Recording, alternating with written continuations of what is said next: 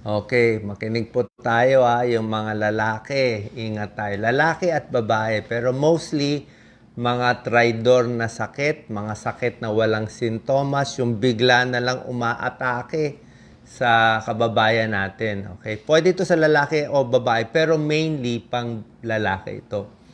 Bakit mas maaga namamatay ang mga lalaki? Okay? Mas naninigarilyo. Okay? Mas umiinom ng alak, lalaki.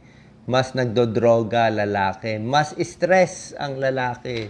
Dahil sa misis ba yan? Yung hormones sa lalaki din. Babae kasi may estrogen protective yung estrogen. Genes sa lalaki, kulang ang exercise lalaki, unhealthy diet, at ayaw magpa-check up kung lalaki. Usually, yung mga babae mas nagpapa-check up, mas nag-iingat. So, itong mga sakit, titingnan natin. 7 na deadly. Number 1, abdominal aortic aneurysm. Baka narinig nyo na yung brain aneurysm, di ba? Yung pumuputok, yung ugat sa utak, tapos biglang namamatay. Merong abdominal aortic aneurysm.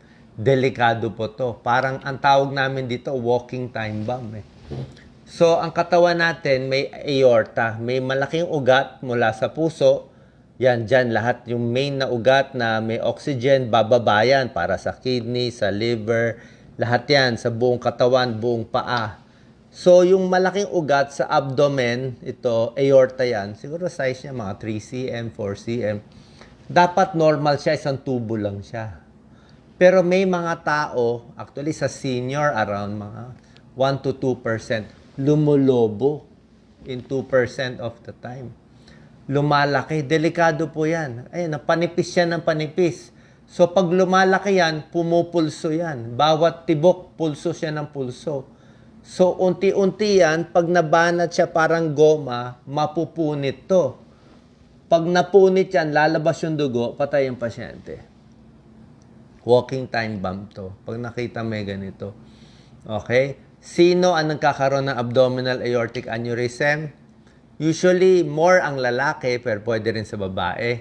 High blood na hindi ginagamot. Kaya sabi ko, very important, high blood. Pag mataas ang blood pressure, hindi lang sa ulo pwede pumutok, dito, yung lalaki siya. Okay? Atherosclerosis, mahilig sa cholesterol, matataba, pwede rin. Smoker, pwede rin. Ito mga risk factor, high blood. Abdominal aortic aneurysm risk factor, high blood, atherosclerosis, cholesterol, unhealthy diet, naninigarilyo, sobrang alat kumain, may lahi, nagkakaedad above, pag senior, mas prone na yan. So, ano gagawin natin? Kailangan papa-ultrasound or CT scan, makikita kung lumalaki yung... Tapos, isa pa, halos walang sintomas to kasi unti-unti lumalaki. Kung chinek lang ng doktor minsan, lalo na sa mga payat na pasyente, malakas yung pulso sa tiyan. Pag hinawakan mo ang tiyan, lalo na kung payat, pumupulso. Pero delikado hawakan. Pag nadiin mo to konti, pag nadiin mo yan, puputok yan kaya bawal galawin, bawal tusok-tusukin yung tiyan. Lalo na pag may ganyan, abdominal aortic aneurysm. So, binibigyan ng gamot, pampababa ng blood pressure. Minsan, inooperahan yan. Pinapalitan, pero serious operation yon. Okay, so, high blood, gagamutin, cholesterol, sigarilyo, titigil natin. Okay, deadly kasi yan.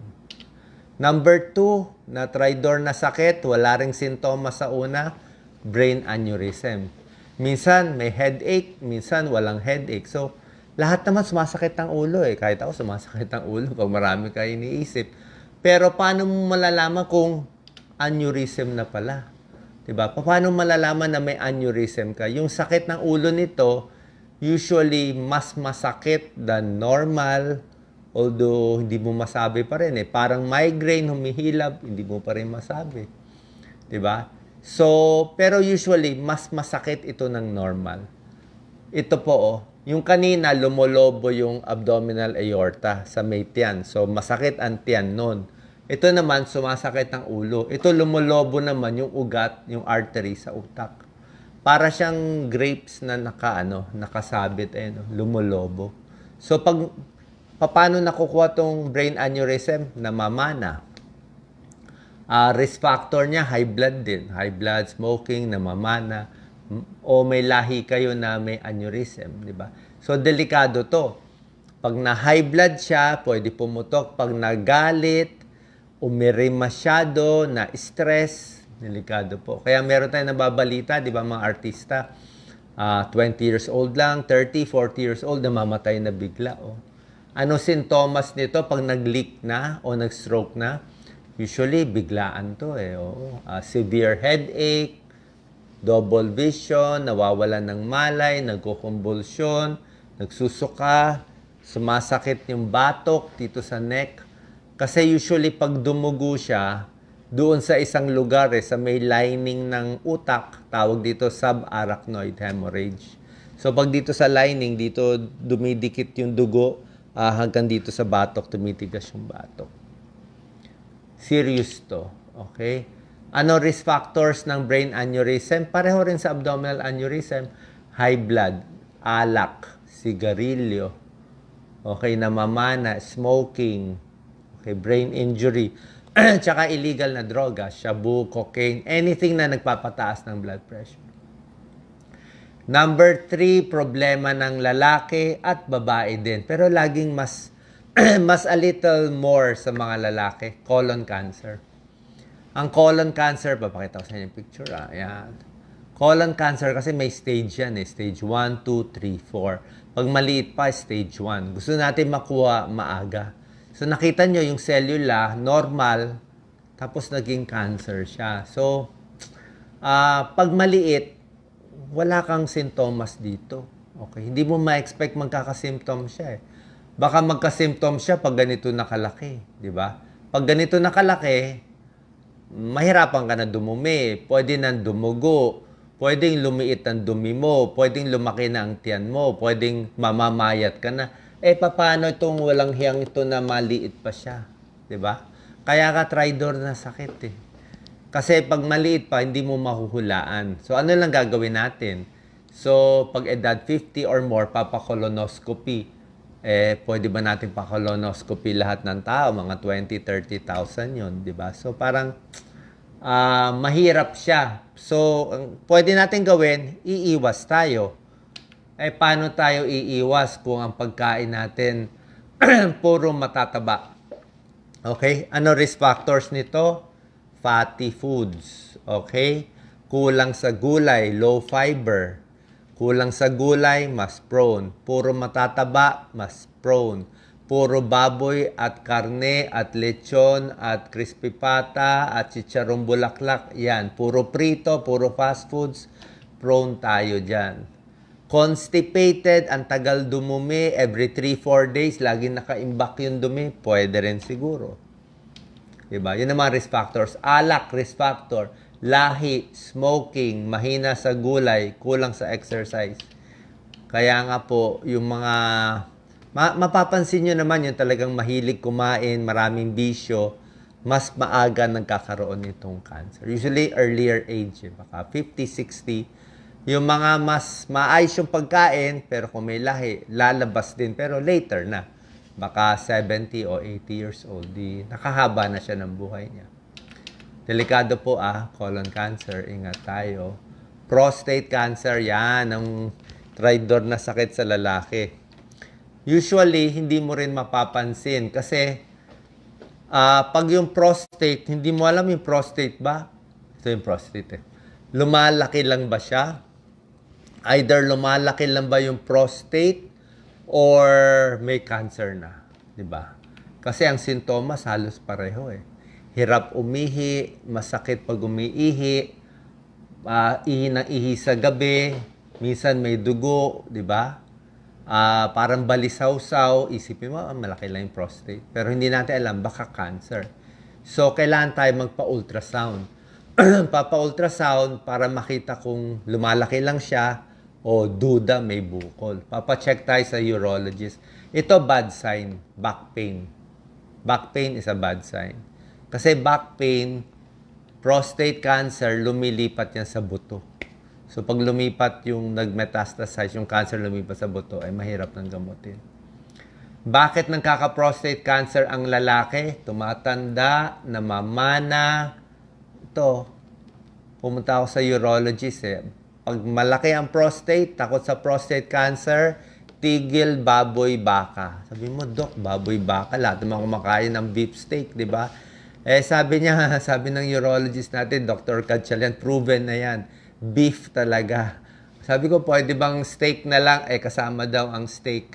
So, beef and pork, siguro kung kakain kayo, di swerte-swertihan na lang. Mas less, hindi naman porke kumain ka ng 2 steak, magkaka-cancer ka na. Pero ang point is, tumataas yung risk. I-check nyo maigi. For prostate cancer, tumataas ang risk sa beef, sa pork. Ang gusto nilang protina, yung isda at gulay. Fatty foods ang risk factor talaga. Ayan Lalo na sa prostate. Gatas nga not so sure, maaanghang, ayaw din ng prostate Paano iwas sa prostate cancer? Tulad sabi ko, smoking, tigil, di ba? Physically active, huwag magpapapayat, maraming gulay at prutas, di ba? Yan naman lagi pang prostate. Ito, sa taba, iwas taba. Iwas taba sa baboy at sa baka. Fat. At magpapacheck sa urologist. Number 5, tridor na sakit, lalaki man o babae, diabetes. Dami nang may diabetes po ngayon. I think 5 to 10%. Dati, nung nag-aaral pa kami, parang 3% pa lang ata may diabetes, 3 to 4%. Ngayon, almost 10%. So, from 3 million Filipinos, naging 10 million Filipinos na ang tumataas ang blood sugar. Ito, wala ring sintomas. Pag ang diabetes nagkasintomas, late na. Ang problema nga, ito ang problema. Maganda sana kung kailan naging diabetic tayo, kailan tumaas yung blood sugar natin, alam na natin agad. Let's say, tumaas ng February. Dapat February pa lang alam mo na, or March. Paano kung tumaas ng 1 taon na ito, nalaman mo 2 years after? Kasi nga yung sintomas, lalabas siya pag matagal na. Ano mga sintomas niya? Erectile dysfunction, hindi na makapagtalik. Lumalabas to after 5 years. 5 year ka na diabetic. Lumalabo ang mata, nabubulag. Siguro ilang taong ka muna diabetic. Namamanhid yung kamay at paa. Pag nasugat yung paa, hindi naghihilo. Matagal ka ng diabetic nun siguro. Mga 3-5 years bago lalabas. Namamayat, ito medyo maaga-aga, siguro a few months. Nauuhaw, siguro within a few months, mauuhaw ka na. Nilalanggam yung ihi, hindi naman lagi may langgam So baka hindi mo mahuli. Mahuhuli mo lang to, magpa-blood test ka. Kaya nga, check up regularly, every 6 months, every year. At least on the year, nahuli mo tumaas na blood sugar mo. Diba? Yan po. Vaginal infection sa babae, fungal infection, diabetes din, nahihilo, laging gutom, manhid, late to Kaya nga siya tridor kasi matagal na siyang sumisira sa halos buong katawan Diabetes, sinisira niya buong katawan. Kidney failure, diabetes din ang problema. Heart disease, magkakapatid lahat yan. Diabetes, heart disease, high cholesterol, kaya deadly siya. Isa ring tridor na sakit, very common.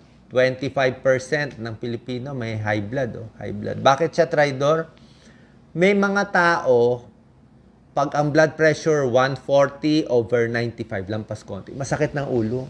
Dito sa likod siya. Parang mabigat, parang nahihilo. Actually, para sa akin, happy na nga ako na may sintomas sila. Kasi nga, sumakit ang ulo nila, magpapacheck sila ng maaga. Ang problema, may mga tao, 180 na yung blood pressure, 200 na yung blood pressure, hindi pa rin nagpapacheck up Diba? So, yun po ang problema natin. Yung mataas na blood pressure, hindi nagpapacheck up, sumisira na sa katawan. Diba? Kaya nga siya tridor na sakit. Anong komplikasyon? Stroke. Okay? Kahit walang sira yung artery sa utak, kahit wala tayong brain aneurysm, basta high blood lang. Actually, parang ganito yan Sa lakas ng presyon ng dugo, pag bumomba yung puso mo, malakas. Masikip yung mga artery, sumantaas, ang taas ng sirit niyan. Kasi sumasakit ulo natin. Up to a certain point, puputok yung ugat sa ulo May limit. Hindi natin alam ano limit natin. May tao, 180 yung blood pressure, 180 millimeters mercury, unang numero, puputok na yung utak. May tao, 200 na, hindi pa rin pumuputok. May tao nga 250 yung blood pressure, hindi pa pumuputok. Depende. May tao 160 lang pumutok na. So hindi mo masasabi at what number. Tsaka yung number na yan, hindi yung laging mataas. Baka nga ngayon normal ka, 130 blood pressure. Ay nagalit ka, sumigaw ka, na-stress ka, hindi ka nakatulog, nagka-problema for the week. Tumaas bigla, 'di ba? So oras na isang sirit lang nung BP, pwede na siya pumutok. Kaya nga siya tridor na sakit. Kaya gusto ko may maintenance kayo lagi. May maintenance para laging mababa. Doc, normal na BP ko, iinom ka pa. Siyempre, iinom ka. Kaya nga naging normal yung blood pressure mo dahil nga sa gamot sa high blood. Para kontrolado ka kahit magsisisigaw ka sa ibang araw, nagalit, may sunog, may nangyaring sakuna sa pamilya, nagwawala ka, may gamot ka. Kung tataas man siya, hindi na siya ganun kataas. Okay? So gusto natin mga 120/80 ang perfect, di ba? Ingat po. And lastly, depression.